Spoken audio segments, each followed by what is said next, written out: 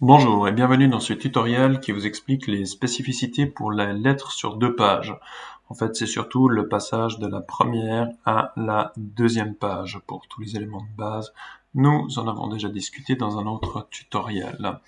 Donc, ici, le passage de la première à la deuxième page, qui est plutôt juste en dessus ici, excusez-moi. On vous précise qu'il ne faut pas couper au milieu d'un mot ni d'une phrase, mais si possible à la fin d'un paragraphe. Donc quand on vous parle de couper, on vous parle de faire un saut de page. Évidemment, il ne faut pas couper au milieu d'une mise en évidence, sauf si celle-ci comprend 2 parties bien distinctes, et encore c'est exceptionnel. Ne coupez pas juste après l'annonce de la mise en évidence. Exemple, vous trouvez ci-dessous notre proposition, et la personne doit tourner la page. Ça ne va pas, il faut garder l'annonce de la mise en évidence avec la mise en évidence. Ne mettez pas seulement les salutations sur la deuxième page, mais prévoyez au moins un autre paragraphe. Et tapez le symbole suivant dans le premier pied de page, aligné sur la droite ou dans une zone de texte. Ce symbole, en fait, indique que la lettre est recto verso, qu'elle comporte une deuxième page. Voilà ce qu'il en est pour le bas de page. Alors on va déjà faire ceci avec un exemple de lettre. On a une lettre ici qui a déjà été tapée, déjà mise en page, et puis on voit que ici, bien, on est juste trop long pour pouvoir tenir sur une page. Il va donc falloir proposer une séparation. Donc on regarde évidemment le texte qui est contenu. Donc là c'est uniquement les salutations. Ça c'est des remerciements. Alors vous pourrez couper ici. On va peut-être même couper ici avec par ce courrier de façon à essayer de répartir un peu le texte, parce que d'avoir que ces 2 derniers paragraphes, après, c'est peut-être pas idéal. On va proposer une coupure ici, donc pardon, ici. Je fais donc un CTRL-ENTER pour faire le saut de page, mais comme du coup j'ai plus beaucoup de texte ici, je peux faire descendre légèrement ma date. Là, en ajoutant des paragraphes vierges, j'en ajoute un ici et j'en ajoute un ici. Du coup, on est dans une situation nettement plus correcte. Alors là, on voit pas beaucoup de paragraphes vierges, simplement parce que la lettre a été faite avec des points après. Donc, soit vous rajoutez des paragraphes vierges, soit vous rajoutez le même nombre de points après. Ici, si je le prends en termes de points après, on avait ici une situation, quand on va dans disposition avec 24 points après, on pourrait passer à 36, et ici également à 36. Ça nous fait descendre le texte un peu plus bas, et l'espace avant la date et après la date est respecté, il reste identique. Voilà, voire même un petit peu plus bas encore. On était à 36, 48, 54, 54 ici. Voilà ce qu'il est possible de faire. Et on est dans une situation qui est un peu meilleure. Bon, alors, une fois qu'on a fait la séparation, on a dit qu'il fallait mettre le symbole suivant en bas de la page. Alors, moi, je peux le mettre comme ceci et l'aligner à droite, CTRL majuscule D, ou les boutons qui sont en haut.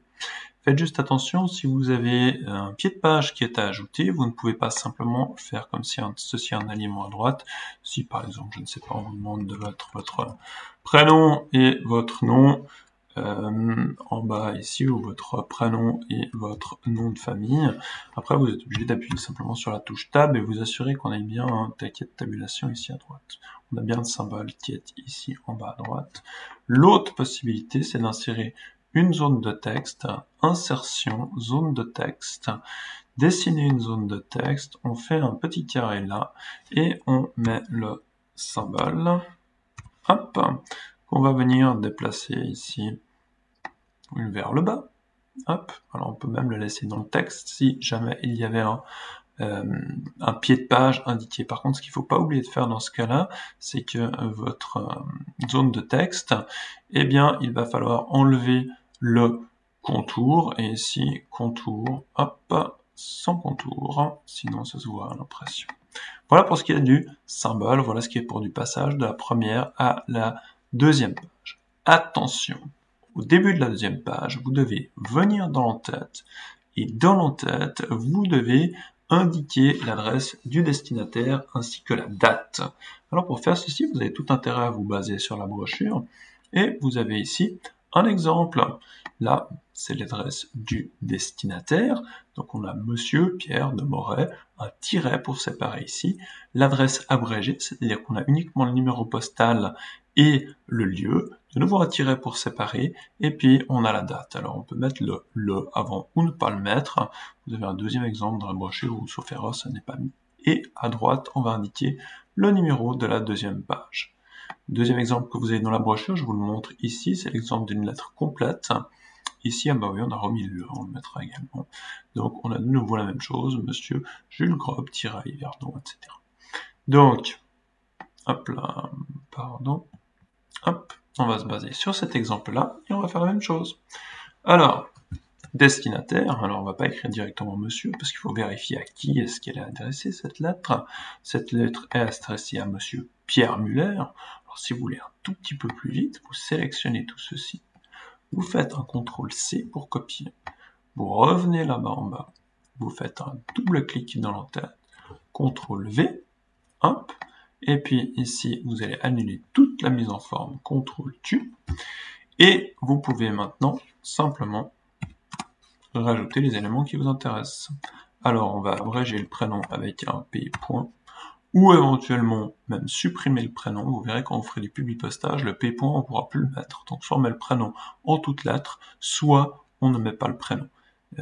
Ça dépend un peu de la longueur dont vous disposez dans votre en-tête. On va supprimer Avenue du Mail ici. Hop, et on fait remonter Genève. J'appuie sur le séparateur ici. Et j'appuie sur le séparateur ici. On va mettre la date du jour. Alors on va mettre le ici, et puis alors là c'est la date en abrégé, et puis on a par exemple le 01 du 12.2000, puis ça dépend de l'année dans laquelle vous êtes. Et on va maintenant aller mettre le numéro de page, j'appuie sur Tab, vous voyez que ici, puisque j'ai fait un CTRL-Q avant, j'ai perdu mon taquet de tabulation là-bas en haut, il va falloir que je le remette. Je vais ici appuyer une première fois, une deuxième fois, j'ai une tabulation droite maintenant, je me retrouve bien ici à droite. Je vais insérer le numéro de page. Je vais dans numéro de page, position actuelle, ça signifie que le numéro va apparaître là où se trouve mon curseur. Je vais simplement prendre celui-ci et il me met automatiquement les tirets. Si il ne vous met pas les tirets directement, vous pouvez les mettre à la main ou éventuellement ici, aller dans format du numéro de page et à ce moment-là, choisir le type de format qui vous intéresse. Vous voyez que le tiret ici a été choisi depuis là. Il nous reste à faire la bordure inférieure, comme indiqué ici dans la brochure. Et cette bordure inférieure, on vous dit environ 12 points plus bas. Alors le environ 12 points ici, il faut entendre par là entre 10 et 12 points. Je peux enlever le paragraphe vierge qui est là, qui ne me sert à rien. Je sélectionne le texte. Je vais dans Accueil. Je vais mettre une bordure basse, inférieure plutôt. Hop. Alors, si vous êtes sur votre lieu de travail et puis que vous voulez simplement donner un petit peu de distance à la bordure, vous cliquez sur la bordure, vous descendez un petit peu la bordure et vous avez mis de la distance. Nous, on vous demande d'être un petit peu plus précis que ça, donc on sélectionne le paragraphe. On va dans bordure et trame. Et dans bordure et trame, on va dans les options ici. Et on vérifie que la bordure du bas est bien entre 10 et 12 points. Alors c'est ce que j'ai fait, là en descendant tout à l'heure, je suis descendu à 12 points. Coup de chance, des fois c'est plus, des fois c'est moins. Mais ici, il faut adapter pour être entre 10 et 12. Vous validez, vous validez. Et voilà la particularité en fait de la lettre sur 2 pages par rapport à la lettre sur une page. Donc la séparation de la première page à la deuxième page, le sigle, ici en l'occurrence pour nous puisqu'on n'a pas de pied de page, il faut qu'il soit en bas, hein. On l'aura mis dans le pied de page, c'était juste pour vous montrer comment le faire, si jamais. Et à la deuxième page, l'entête de la deuxième page. Quand vous faites les lettres sur 2 pages, moi je vous invite, quand vous passez de la première à la deuxième page, à tout de suite faire l'entête et à tout de suite mettre le sigle. J'ai beaucoup d'élèves qui souvent terminent la lettre et oublient de revenir dans l'entête. Si vous le faites tout de suite, ça vous évite ces oublis. Voilà, dernier élément de la particularité des lettres sur 2 pages, c'est que l'annexe peut être soit tout en bas de la deuxième page, soit peut être à mi-distance entre la signature et le bas de la page, comme c'est le cas ici. Ce qui prend un petit peu l'espace, qui est bien, puisque sur la deuxième page, dans le cas de cette lettre, on n'a presque rien. Voilà pour ce qu'il en était des particularités de la lettre sur 2 pages. Je ne l'ai pas précisé, mais il faut évidemment que la première page soit différente dans les dispositions.